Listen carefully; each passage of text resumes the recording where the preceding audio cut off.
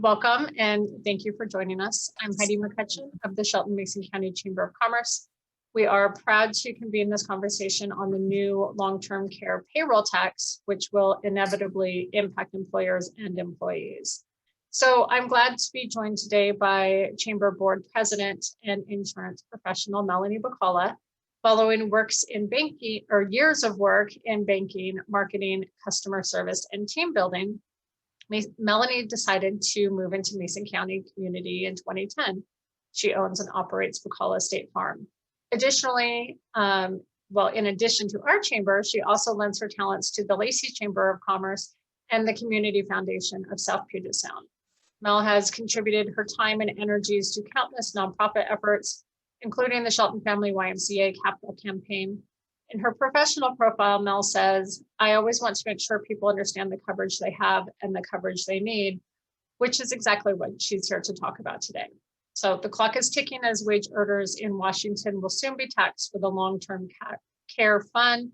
If you don't plan ahead by October 31st, you lose the ability to opt out of this permanently. So what does it mean? I'll turn it over to Mel, who will discuss the tax itself, eligibility, exemptions, and what your options are moving ahead. So Melanie. The introduction. That's awesome. Okay. All right. Well, thanks. Thanks so much. It's crazy. I continue to talk to people and realize that people don't know this is coming. And really the goal is to make sure everyone knows this tax, how it works, and that they have an opportunity to make a choice. Do I want to pay the tax? Do I want to do something on my own? And there's a lot of different options out there. So why the tax? So are you going to share my screen, Deidre? Oh, awesome. Thank you. Yeah, let's go to the next screen. So this tax begins January 1st. And so just a little bit about why behind it. So the long-term care dilemma, 11 years ago when I started, it was 1 in 4 of us was gonna need long-term care. Now it's 70%, 7 out of 10 of us are gonna need long-term care during our lifetimes. The monthly cost of long-term care average in the state of Washington, the low end is $6,500. Nursing home care is over 11,000. And the challenge is people say, I'll just go on Medicaid. I'll just go on Medicaid if they don't have the funds. And so here's the issue with Medicaid is number one, Medicaid was never designed to support our long-term care system. Medicaid is designed, it's basically part of our welfare system to take care of the medical needs of some of the folks who are struggling. On top of that, in order to access Medicaid, you have to spend down. You can keep $2,000 in your house. So, and Medicaid can't continue to support this. And so the Washington legislature took a look at this and said, well, we know this is coming and we know Medicaid can't support it. So what are we gonna do about it? And that's how they put together the long-term care tax. So go ahead, Deidre, next slide, please. So here's how the tax works. And I need to do a huge shout out to Representative McEwen and his legislative aide, Rob Barnes. They have fielded numerous questions for me as I really wanted to understand how it works. So it is 0.58% of wages. So to just kind of easily calculate that, if you make $100,000 a year, it's $580 a year. A lifetime cost for a person working 35 years, making $50,000 a year, assuming the tax doesn't go up, would be a little over $10,000. But here's the challenge. So there is a long-term care commission that will look at what the actuaries put together on the fund, and they will reevaluate the tax every 2 years. The commission can't raise the tax. They can adjust it down, but they can't put it up. The legislature could vote to increase the tax above 0.58%. And this is more commentary, but those of us who know the second a tax goes up, and there are some concerns about whether this tax will actually fund the way they need to. So, so the tax could go up, it could not go up. But right now it's 0.58%. Next screen or next slide, please. So the benefit amount, so I kind of feel like they're kind of still building this plane while it's in the air. So they've defined the benefit amount, bucket of money is $36,500. They have defined a benefit unit as $100. But typically, when people who have long-term care insurance, the benefit also has this daily benefit component. And at this point, they haven't defined a daily benefit yet. They probably will, but they haven't yet. Because it doesn't make sense if a nursing home's $11,000 and it's 36, I'll blow through it in 3 months. It doesn't necessarily fix the issue. And then this benefit will be adjusted annually, no more than the annual CPI, but that's a bucket of money of $36,000. Next slide, please. So eligibility. So this is where for some folks, there's a little bit of a rub. So in order to be eligible, you have to work a total of 10 years without interruption of 5 or more consecutive years. And essentially, there are a lot of people out there who are gonna work 5 more years before they retire, and they're gonna pay into it and they won't get the benefit. This is definitely a longer term tail. Here's the other piece. You need to be living in Washington at the time of receiving benefits. So people who are like, hey, I'm gonna not retire in this state, either don't want to pay the tax and not have a benefit, or want to make sure they have a long-term care benefit and want to make sure they can use it. And there's a small thing about if, let's say somebody needs it 3 years from now, they can access the benefit if they've worked 3 of the last 6 years. That's just kind of for people entering early or who need it like in the near term. All right, so exemptions, there's a lot of questions and confusion about this. Self-employed individuals are exempt, but they can opt in. And so a lot of people say, well, I pay myself W-2. The way they define self-employed is the way they just define it for paid sick leave. And so that RCW is listed below. As self-employed folks, if we do opt in, you can't opt out. If you're in, you're in. If you're out, you're out. So there's been some updated guidance on self-employed individuals. So self-employed individuals are typically exempt from this tax. Sole proprietors, corporations. The exception to that is that if you pay yourself as an employee, if you're a W-2 employee of your corporation, then you are subject to the long-term care tax. So for people who, and a reminder, sorry, this is a tax on wages, it's not a tax on income. So wages. So this is a payroll tax that employers will have to start pulling out January 1st. People have a very limited time opportunity to get their own long-term care policy or a life insurance policy with a rider that provides long-term care benefits before November 1st. There are several people on this call that, or chamber members that have some things. I see Eric Smith. I think I saw Karen Shade come in. I don't see everybody in here, but there are some local folks who can provide some options for you. Policy has to be in place before November 1st. So if you don't get it in place, you're going to be paying the tax till you retire or until they stop taking it. If you opt out, you can't opt back in. Those are the rules right now. The state has not and doesn't intend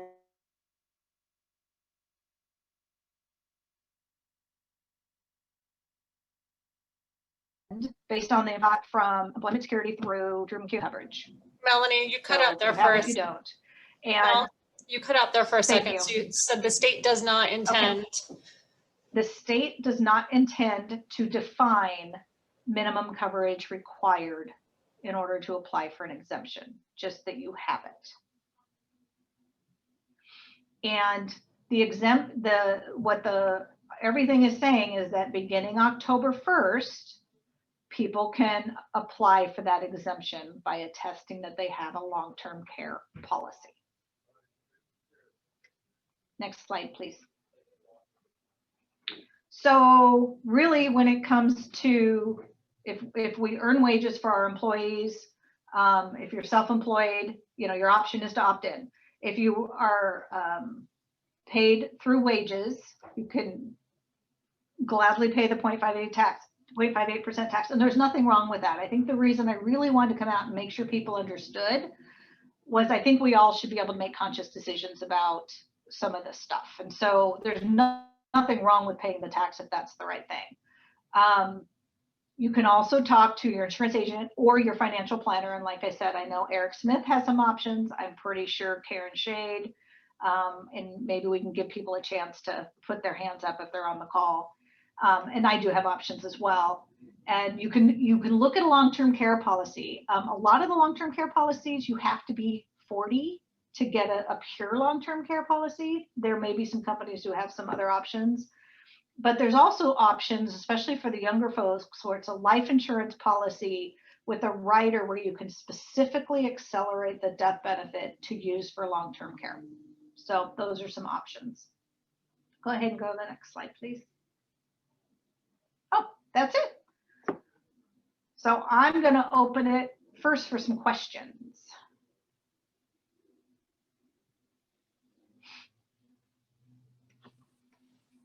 Look at all those questions. Melanie, thank you very much, first off. So no questions here, but I wanted to thank you for hosting this, and because it is important. So, and there's a lot of, like you were saying, there's a lot of things that are still up in the air. Like it's like building a plane while it's still flying.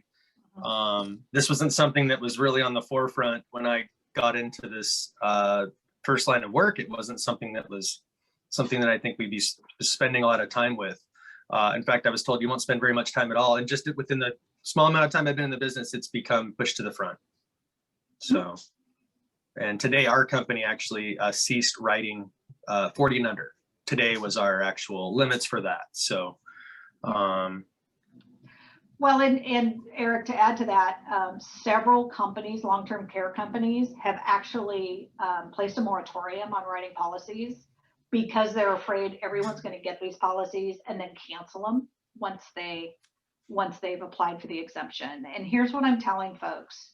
Once they run the numbers, and I believe they're going to look and see this isn't funding correctly, they're going to start looking. They're going to start making people prove. And if you cancel it, and then they find out you canceled it, they're going to make you pay the tax. And there's no you've missed the opt-out period. And if you're going to do it for the right reasons and keep the policy. So thanks, Eric. So I do have a question here that asks, is there any age restriction to long-term care? So like if somebody is mid to late 60s, are they still able to get on that, or can you get a policy that would provide that? Yeah, I mean, if you're in mid 60s, you are going to have the option to look at a pure long-term care policy. And typically you can also look at the hybrid option with the life insurance. Obviously, the older you get, as in anything, the more it costs. But yes, in your 60s, those are still available. Okay. So there's a question here. If I plan to work full-time for 5 or 6 more years, and I'm an employee, then I probably will not benefit from the tax that I will have taken out of wages. Is that correct? Yes, that is correct. And so what I encourage those folks to do is talk with one of the folks we've mentioned here, because there are some options for those hybrid policies where you get some of your cash back. And it might be worth looking at, what am I going to pay for the tax versus if I keep the policy for 5 years and get rid of it when I retire, what's that look like? So that I would really recommend they sit down with a insurance or financial planner, financial advisor, and kind of look at the cost benefit. I think some of these were answered early in your presentation, but again, what is the average cost of the tax? So if you make $100,000, it'll be $580 a year right now. And I don't see a lot of faces, but man, do me a favor, raise your hand if you don't think this thing's going up. I mean, I'm not doing that to self-talk. I mean, there's a reason why long-term care is expensive. It's going up 30 to 40% these policies are increasing, every couple of years. I mean, it's just our system's broken is the problem, and we're trying to fund a broken system. But Eric, do you think the tax is going to go up? No, he's frozen, or I'm frozen. Yes, Sorry, did you hear me? I froze, sorry. Okay, you're good. all right. Other questions? There's a question, are any groups that are exempt from the tax? And I think that is, I don't know if it's like a group or if it's just the people that you kind of already went over. It's the self-employed can opt in. I think that there are many groups that, like, firefighters that have these strong unions. I think that if they had time, they'd figure out how to work through this. And another reason I think the tax is going to be going up is because I know that some of the large employers of our higher wage earners in the state, like Microsoft and Amazon, they've already bought group policies for all their employees. So we have this contingent of folks who are going to apply for exemptions, and I think it's income that they were kind of planning on. But yes, employers do have the option of looking at group plans for their employees. Otherwise, it's pretty much a tax on wages. If an employee has a policy, does the employer need to prove to the state somehow that they have it, or how does somebody opt out? Great question. So when the opt-out becomes available, there will be a link. You're going to apply. Once it's approved, you will get a letter, and you will have to keep that letter and provide it to every employer you work for so that they don't have to collect the tax. Thanks. Mhm. And it said that if you opt out, that you're not able to opt back in. Personally, I find that kind of hard to believe because typically the state will take anybody's money who's willing to give it. So do you have any crystal ball predictions? I anticipate, yeah, I anticipate that will change. I mean, what I'm hearing is the state never anticipated the number of people interested in opting out. So they're kind of trying to figure this out. So yeah, why wouldn't they take our money if I want to opt back in? It's just, that's how it's written right now. I'm looking through to see if there's any other questions that I missed. I'm not seeing any. Does anybody else have any questions before we? Will the chamber make the recording of this available for us? Yes. Okay, thank you. Yeah, we'll have the recording available as well as the slides on masonchamber.com. And I hope to have that up this evening. Thank you. Mm-hmm. There was another question that said, is the cost of policies going to be based on health and age? I assume. Yeah. Yes. Okay. Outside of the payroll tax itself. The underwriting, if I'm understanding, the underwriting is a little different than life insurance. It's based on morbidity instead of mortality for long-term care. So the underwriting process can be a little lengthier. So my advice, this isn't a sales pitch, it's just if your policy has to be in place by November 1st, it's probably best to avoid any kind of rush. I mean, all the underwriters that are writing for this are going to be probably pretty slammed with long-term care. I imagine that they're probably staffing up for it at this point. I can only speak for my particular company, which has been in the business for quite a while, and different companies are going to handle this differently. But my advice would definitely be to kind of start the underwriting process based on, and I'd go based on age. If you're a little younger and you don't have as many complications, I'd probably still get in, but I would based on, if this is something that you really value, get in there now and really take care to plan and consider it in your life and part of your portfolio. Oh, I second Eric. There will be a rush. There will be. Okay. Most definitely. Sorry. No worries. I have another question that says, does Social Security count? I assume, does it count in lieu of? No, it's not income, it's wages. So it's a payroll tax. It's not an income tax.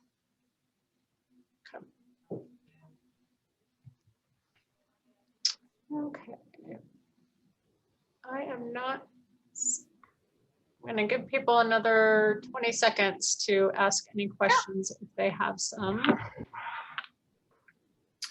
Yeah, I'm sure, Melanie, your team's probably spoken to a lot of HR people and you call out to businesses, and there's just not a lot of information that's being given to, I'm suspecting it's rather on purpose because they want to fund this. They need to fund this program. And there's some people that aren't this is gonna just go, it's gonna go over most people's heads. This is gonna be January 1st. You're gonna start seeing January 2nd on Facebook. You're gonna see what the heck, it's just an information. I think this happened 7 years ago on the short-term care. I wasn't a resident of Washington anymore at that point, but I remember there was a payroll tax increase several years ago, sort of the same thing. Yeah, the legislation actually says employment security doesn't start really reaching out to employers till October 1st. And so you really won't see anything probably until then. And again, as another question, if you're working in Washington for a few years, but plan to be in California ultimately, then we will happily keep your money and give it to someone else. You will pay the tax, it will stay in Washington. Okay. But it's the same as the short-term leave. I mean, there are a lot of taxes we pay to the state, but yes. Will there be association type group plans similar to how we have workers' comp, like a retro program? I can't tell you what the state's going to do, but what I can tell you is the only way to get out of the tax is to do something before the end of October. So when this was written, the legislators didn't want to give people a chance to do something on their own. So they wanted it to have to been in place, I think back in 2019 when they first started this. And as part of the negotiation, they decided to give a period of time to allow people to get something. But I don't expect there's going to be anything retro allowing you to get out. Mel, off the top of your head, do you happen to know what the bill number that created this tax was? Oh, no, sorry. But if you just Google long-term care Washington RCWs, there's about 8 of them. And that's what I've done, is just gone through and read every single RCW on how it's going to work.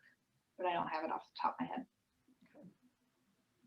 Yeah, I think the 3 entities that are piloting this are going to be Employment Security, Department of DSHS, and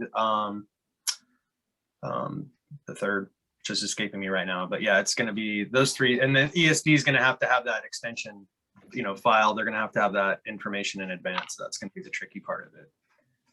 Well, and so since we kind of have time to kind of get into the weeds, and I think Karen and Eric can speak to this too, is when you have a long-term care policy, you need, it's how much help you need with how many of the activities of daily living. So some policies are 2, some policies are 3, and what you need is a doctor attesting that you need help with this. Well, with the long-term care tax, DSHS gets to approve that you need help with the ADLs. And so now we add another level of, okay, are we going to get to the point where we're just going to deny people because there's not enough money?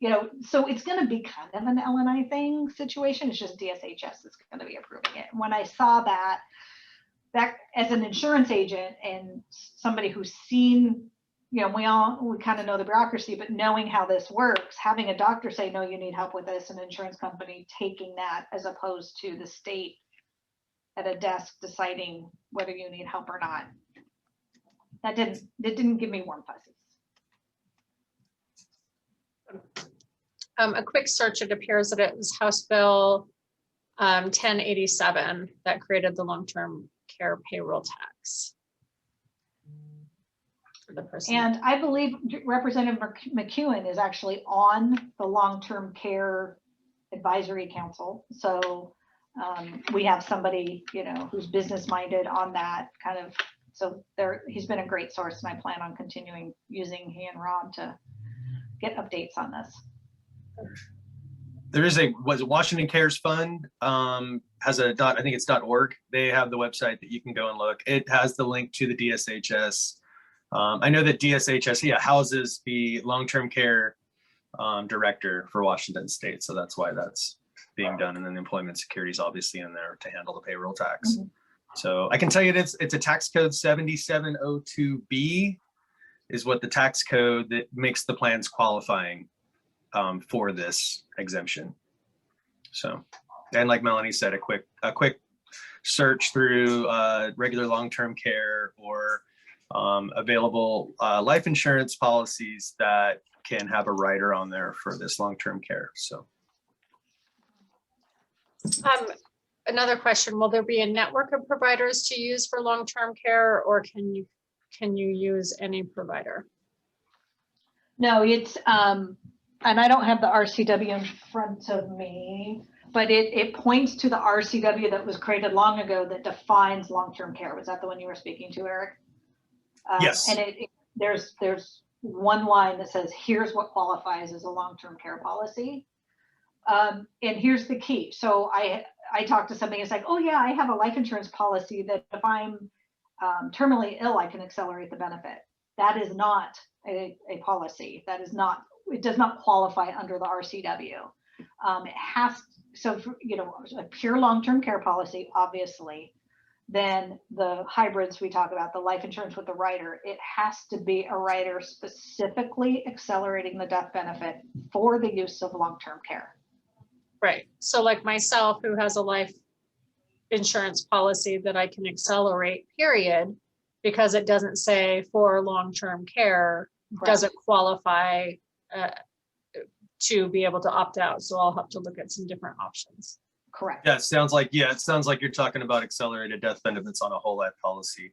Yeah. And that would be different. That would be you've just been handed a really horrible diagnosis, and those so they don't. That's just different than long-term care. So right. But people are confused by that, right? They are. I think accelerate you're the absolutely you're absolutely right, because I think what happens is people think that we're selling them like a Kaiser Permanente health insurance plan, and that's going to handle your long-term care, when really this is really all about the tax code, and it's really about inflation and compound interest, and it's a dollar for dollar, what do you get for your money over a long-term span, right? And so that's why there's so many different elements, and what makes this a lot harder to plan than just getting a simple life insurance and some simple term. Who's going to care for you? Where's the care going to happen?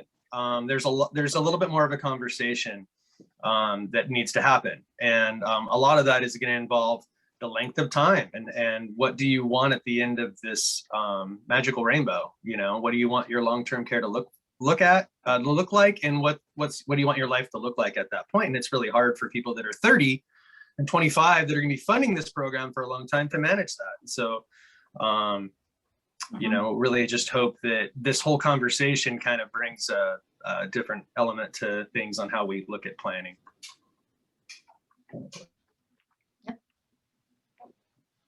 Good. Okay, well, I am not seeing any other questions. So I will be sharing the links that are in the chat on our website, as well as the slides in this recording from today. We will also share the link to our chamber members who can provide alternative options to the long-term care tax. So if any of you guys have questions, of course, there's Melanie and Karen and Eric on the call today. And then there's also some others throughout town as well. So I would like to thank again Melanie for offering to host today's webinar and to kind of provide a behind the Wizard of Oz curtain view of what it is and what it means. Please remember that you have to have a policy in place before November 1st. So you can't get one on November 1st and have that count for you to opt out. It has to be done before that date. I know that that's kind of the popular date going around, and just remember it has to be in place on October 31st for it to be considered as an opt-out. So with that, Mel, any last thoughts that you'd like to share? Well, first of all, you can't buy it October 31st. You have to be approved for it. So Oh. don't wait till October 31st. Good. No, thank you. Thank you for having me. Thank you, Eric, for sharing, and Karen, and, you know, being here, because like I said, I really want people to be able to make an informed decision, be able to give their employees an opportunity to make an informed decision instead of just being stuck with us in January. So thanks all for being here.